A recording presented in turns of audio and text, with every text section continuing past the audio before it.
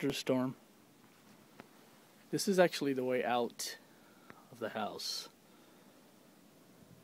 The cars are over there.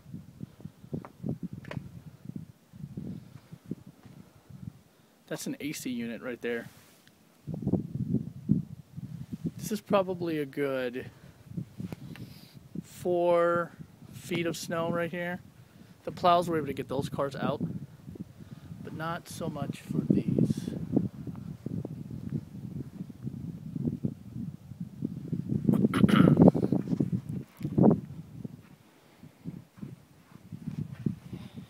So I was able to dig this portion out.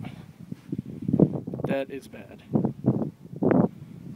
I'll show you how it looks like inside.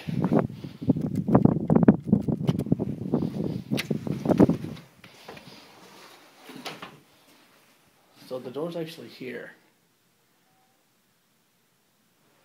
That's what it is.